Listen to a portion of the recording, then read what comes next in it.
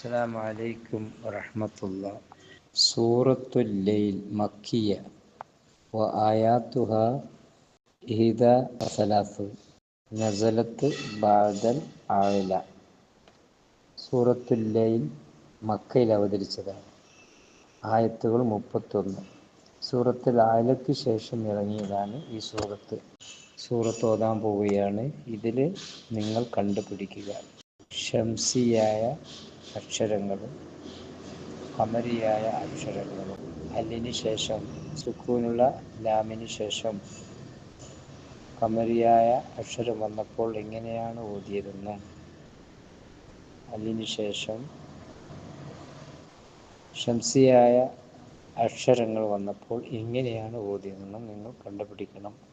أعوذ بالله من الشيطان الرجيم. بسم الله الرحمن الرحيم. والليل إذا يغشى والنهار إذا تجلى وما خلق الذكر والأنثى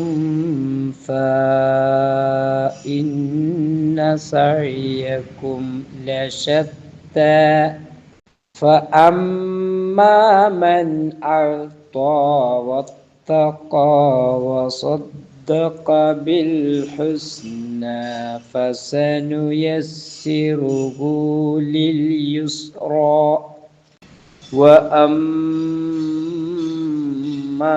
من بخل واستغنى وكذب بالحسنى فسنيسره للعسرى وما يغني عنه ماله إذا تردى إن علينا للهدى وإن لنا للآخرة والأولى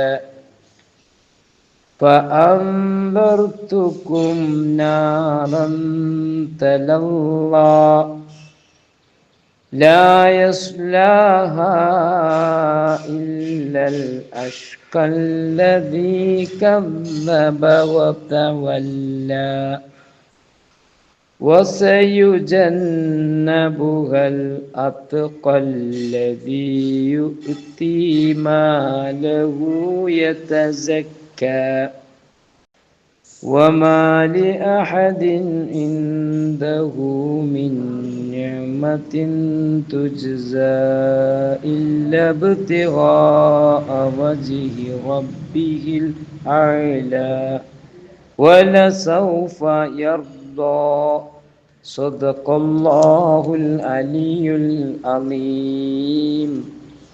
ഈ സൂറത്തിൽ അലിഫ് മുതൽ യാ വരെ, അതായത് 28 അക്ഷരങ്ങളും ഇതിലുണ്ട്. ഈ സൂറത്തിൻ്റെ പ്രത്യേകതയാണത്. ലാം അലിഫ് അടക്കം 29 അക്ഷരങ്ങളും ഈ സൂറത്തിലുണ്ട്. എല്ലാവരും നന്നായി ഓതി അതും കണ്ടുപിടിക്കുക. അല്ലാഹു തആല പരിശുദ്ധ ഖുർആൻ തനതായ ശൈലിയിൽ ഓതാൻ തൗഫീഖ് നൽകട്ടെ. ആമീൻ.